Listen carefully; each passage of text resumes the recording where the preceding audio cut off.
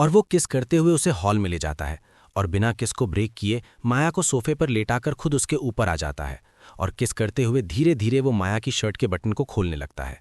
माया को भी सब पता था, पर वो भी अभी यही चाहती थी, इसलिए उसने भी कबीर को नहीं रोका। कबीर जब माया की शर्ट खोलता है तब उसे माया के बॉडी पर अपने रात की गई बेहतरीन कलाकारी का अच्छा खासा दर्शन हो जाता है।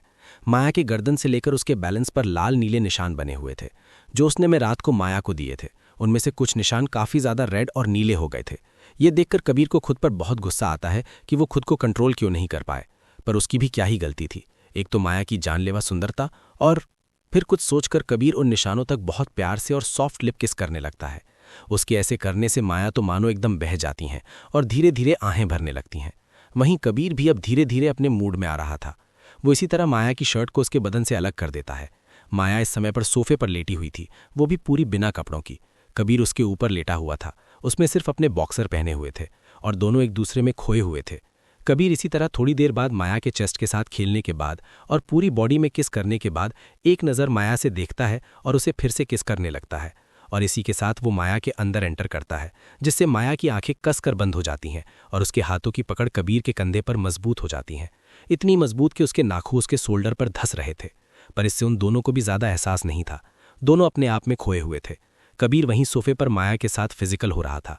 वो इस वक्त सब बहुत प्यार से और स्लो कर रहा था, जिसकी वजह से माया को एक अलग ही एहसास हो रहा था। पर धीरे धीरे कबीर की स्पीड बढ़ती जा रही थी और उसी के साथ माया की आहें भी बढ़ती जा रही थीं। ऐसे ही थोड़ी देर बाद कबीर माया के पैरों को अपने कमर के चारों ओर लपेट लेता है और धीरे से उसे उठा खुद सोफे पर बैठ जाता है और माया उसके ऊपर। माया के दोनों पैर उसके दोनों तरफ थे और इस वक्त दोनों एक दूसरे से जुड़े हुए थे। उसके ऐसा करने से कबीर माया के और अंदर समा गया, जिससे माया की और आहें निकलने लगी। कबीर उसी पोजीशन में बैठकर माया को प्यार करने लगा। धीरे धीरे उसकी स्पीड बढ़ती जा रही थी। साथ ही कबीर के होंठ माया के गर्दन पर और ब्रेस्ट पर बारी बारी घूम रहे थे। साथ ही वो हल्का हल्का उसे काट रहा था। माया भी कहाँ पीछे रहने वाली थी। माया भी उसके गर्दन पर और कंधे पर काट रही थी और मधोशी में उसके पीठ पर और चेस्ट पर नाखूनों के निशान छोड़ रही थी। थोड़ी देर बाद कबीर उसी तरह माया को पकड़कर वो अपनी जगह से खड़ा होता है और ऊपर की ओर जाने लगता है। पर इन सब के बीच में ना ही वो दोनों एक दूसरे से अलग होना चाहते थे, ना ही उन दोनों ने एक दूसरे को किस करना छोड़ा। दोनों उसी पोजीशन में एक दूसरे को किस कर रहे थे और एक दूसरे को अपना प्यार जाहिर कर रहे थे। कबीर माया को उसी तरह थामे हुए अपने कमरे में लाता है और उसे बेड पर लेटाकर खुद उसके ऊपर आता है और फिर धीरे से माया के कान के पास जाकर कहता है, वाइफी तैयार हो जा, अब मैं तुम्हें बताता हूँ कबीर कपूर जब प्यार करता है तो किस हद तक करता है। ये कहकर वो अचानक अपनी रफ्तार बहुत बढ़ा देता है, जिससे माया तो एकदम से चीख निकल गई और जोर जोर से आहें भरने लगते हैं। वहीं कबीर उसके आहें और उसका साथ पाकर और ज़्यादा वाइल्ड होता जा रहा था। ऐसे ही पता नहीं दोनों कितनी देर तक एक दूसरे के फीलिंग्स को जाहिर कर रहे थे। दोनों इस कदर एक दूसरे के प्यार में डूबे हो रहे थे, दोनों का एक दूसरे से अलग होने का मन ही नहीं हो रहा था और साथ ही उन्हें समय का भी पता नहीं चल रहा था। लगभग शाम के 4:05 होते हैं। कबीर और माया के कमरे में दोनों बिस्तर पर एक दूसरे को गले लगाकर सो रहे थे। वहीं कबीर के चेहरे पर एक अलग खुशी और सुकून दिखाई दे रहा था, तो वहीं माया के चेहरे पर थकान थी, पर उसके चेहरे पर भी एक अलग चमक आ गई थी। धीरे धीरे कबीर की नींद खुलती है और सबसे पहले अपने सामने वो माया का चेहरा देखता है। उसके बाद धीरे से उसके फॉरहेड पर किस करके उसे अच्छे से ब्लैंकेट कवर करके वॉशरूम में चला जाता है। हम दोनों ने कब का शावर ले लिया था, फिर भी कबीर जाकर फ्रेश होता है और शावर लेता है। जब वो नहाकर कूलर के सामने खड़ा था तब उसे अपने चेस्ट पर, गले पर और कई जगहों पर माया के नाखून और दांतों के निशान दिखे, जिसे देखकर वो मुस्कुराने लगा और उन पर हाथ फेरने लगा और धीरे से कहा, जंगली बिल्ली। फिर वो जल्दी से अपने कपड़े बदलता है, एक नज़र माया को देखता है जो खरगोश के बच्चे की तरह ब्लैंकेट ओढ़कर सो रही थी, और फिर स्टडी रूम में चला जाता है। जाते समय कॉल करके कुक को ऑर्डर भी दे देता है। करीब 6 बजे के आसपास माया की नींद खुलती है। पहले वो अपने आसपास कबीर को ना देखकर थोड़ा सा नाराज होती है, पर जल्दी से उठकर फ्रेश होती है, फटाफट कंफर्टेबल कपड़े पहनती है। पर इन सब के दौरान उसकी पूरी बॉडी बहुत पेन कर रही थी। ऐसा लग रहा था किसी ने उसके ऊपर से बुलडोजर चला दिया। उसका बॉडी का हर एक पार्ट दुख रहा था और माया कपड़े पहनते वक्त, फ्रेश होते वक्त बार बार कबीर को कोस रही थी। खुद को संभालकर जब वो वापस बेडरूम में आती है तब उसे बेड के पास रखे टेबल पर एक ग्लास जूस और एक पेन किलर दिख रहा है। ये देखकर वो जल्दी से वहां चलती है और तुरंत उसे खा लेती है, क्योंकि उसे पता था ये सब कबीर नहीं किया होगा। पेन किलर लेने के बाद थोड़ी देर रेस्ट करने के बाद वो सीधा स्टडी रूम की ओर चली जाती है, जहां कबीर अपना ऑफिस का काम कर रहा था। क्योंकि आज वो ऑफिस भी नहीं गया था, इसलिए उसने डिसाइड किया था कि वो आज घर पर रहकर काम करेगा। माया जब स्टडी रूम में आती है तब वो देखती है कि कबीर ऑनलाइन एक मीटिंग अटेंड कर रहा है, इसलिए वो उसे डिस्टर्ब नहीं करती और वहीं रखे सोफे पर जाकर बैठती है और अपना फ़ोन यूज़ करने लगती है। वो मोबाइल यूज़ कर ही रही थी कि उसे वापस से विशाल के फालतू के मैसेज और फोटोज़ दिखते हैं, जिसे वो बिना एक नज़र देखे डिलीट कर देती है। विशाल बार बार उसे एक ही बात कह रहा था कि वो उससे प्यार करता है और उसे पता है कि माया भी उससे प्यार करती है, पर वो ये सब कबीर के प्रेशर में आकर कर रही है। उसने ये भी कहा था कि अगर माया ने उसके प्यार को एक्सेप्ट नहीं किया तो वो खुद की जान दे देगा। अगर ये पुरानी वाली माया होती तो तुरंत इस बात पर विश्वास कर लेती, पर ये माया अपनी एक जिंदगी इन फालतू लोगों पर बर्बाद करके आ चुकी थी, इसीलिए उन लोगों के जीने मरने से उसे घंटा फर्क पड़ता था। कभी वो अपने मन में कहती है, इसे मरना है ना तो इतनी आसान मौत क्यों, ये डिसर्व नहीं करता। एक काम करती हूं, इसके लिए इसकी मौत को थोड़ा सा मुश्किल बनाते हैं। फिर वो कुछ सोचती है और जल्दी से अपने मोबाइल में जाकर एक चैट ग्रुप को ओपन कर देती है और उसमें किसी का नंबर ढूंढने लगती है। थोड़ी देर बाद उसे वो नंबर मिल भी जाता है। वो जल्दी से उस कॉन्टैक्ट पर मैसेज करती है और 5 मिनट बाद उस पर रिप्लाई आता है। माया ज्यादा बातें ना घुमाते हुए सीधा कहती है कि मैं तुम्हारी क्लासमेट माया हूं। मुझे पता है कि तुम एक कंप्यूटर जीनियस हो और तुम पैसों के लिए सर्वर पर काम करते हो, इसीलिए मेरे पास तुम्हारे लिए एक काम है। जिस पर सामने से मैसेज का रिप्लाई आता है, ओ माय गॉड, ये क्या देख रहा हूं, खुद माया मुझे मैसेज कर रही है, कोई मेरे साथ मजाक कर रहा है क्या। जिस पर माया उसकी फालतू की बातों को इग्नोर करते हुए एक मैसेज टाइप करती है, जो काम बता रही हूं अगर वो किया तो मैं तुम्हें 10 लाख रुपए दूंगी। माया का ये मैसेज पढ़कर तो सामने वाले इंसान की बोलने की चाल ही बदल जाती है और वो सीधा बोलता है, आप बस मुझे बताइए कि मुझे क्या करना है, मैं अभी करूंगा। जिस पर माया विशाल और पाखी की सारी जानकारी उनके पास्ट में हुई सभी चीजों के बारे में पता लगाने के लिए कहती है। इनमें हर एक बात होनी चाहिए जो उन दोनों ने मिलकर सबसे छुपाई हो, उनकी हर एक छोटी से छोटी और बड़ी से बड़ी चीज की इन्फॉर्मेशन, और साथ में उसके सबूत भी मुझे चाहिए।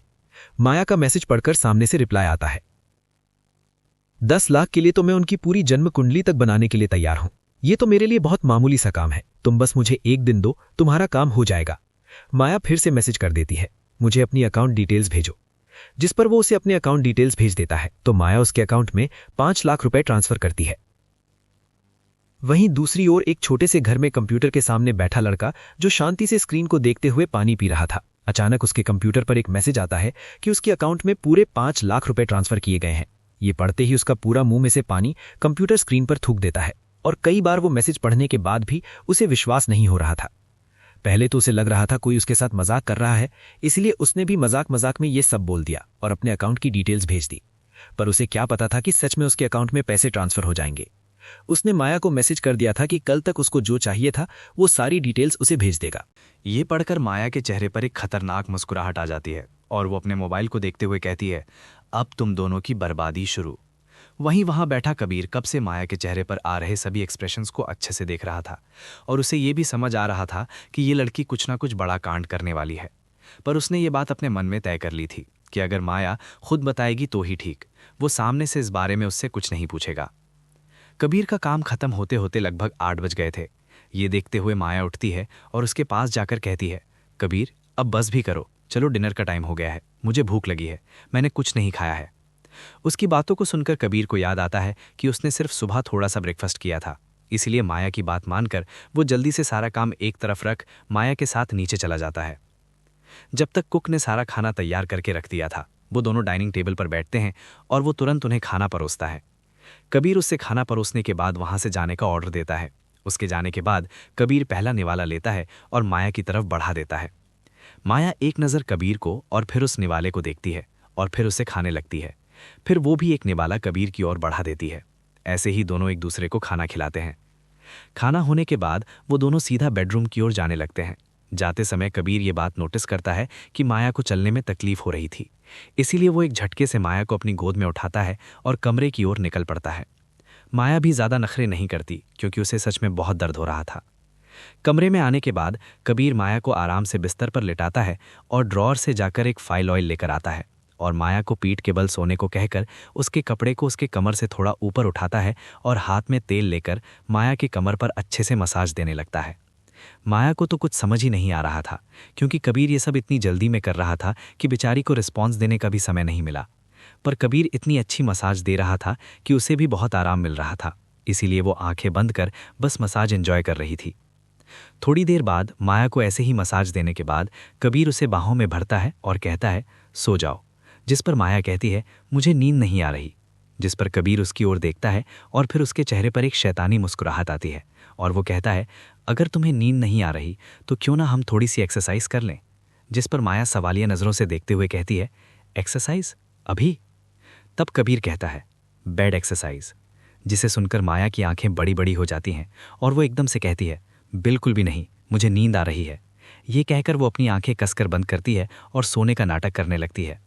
माया की ऐसी बचकानी हरकत देखकर कबीर के चेहरे पर छोटी सी मुस्कुराहट आती है और वो उसे बाहों में भरकर सो जाता है। सिया के कई बार बुलाने पर भी दादाजी कोई रेस्पॉन्स नहीं देते, वो बस उसी तरह लेटे हुए थे। पर सिया ने इस बात पर ध्यान नहीं दिया कि जब से वो दादाजी के पास आई थी और उनसे बातें कर रही थी, तब से दादाजी की दिल की धड़कन जो पहले काफ़ी धीमी चल रही थी, वो धीरे धीरे नॉर्मल स्पीड पर आ रही थी। ये बात सिया के पीछे खड़े डॉक्टर ने नोटिस कर ली और सिया को देखते हुए बोलता है मिस सिया, आप ज़्यादा टेंशन मत लीजिए। देखिए, आपके आ जाने से मिस्टर ओल्ड राव के दिल की धड़कन नॉर्मल स्पीड से चल रही है। आपके आने से पहले ये बहुत धीमी चल रही थी, लेकिन अब तो ये सब आपके आने का असर आपके दादाजी पर हो रहा है। ये सुनकर सिया को थोड़ी राहत मिलती है। फिर वो दादाजी का हाथ धीरे से उनकी जगह पर रख देती है और डॉक्टर की ओर बढ़ जाती है और उनके पास जाकर कहती है डॉक्टर, असल में दादाजी को हुआ क्या है? जिस पर डॉक्टर कहते हैं इन्हें एक बड़ा हार्ट अटैक और एक माइनर हार्ट अटैक आ चुके हैं। इस वजह से इनकी दिल की कंडीशन बहुत ख़राब है। हमने बहुत कोशिश की पर ये हमारे किसी भी इलाज को रेस्पॉन्स नहीं दे रहे थे। अगर ऐसा ही चलता रहा तो हमें इन्हें मशीनों की मदद से ज़िंदा रखना पड़ता और शायद कोमा में भी जा सकते थे। लेकिन लगता है उन्होंने आपकी आवाज़ को पहचान लिया है, इसलिए वो धीरे धीरे हमारा साथ दे रहे हैं, साथ ही हमसे दिए गए इलाज को रेस्पॉन्स कर रहे हैं।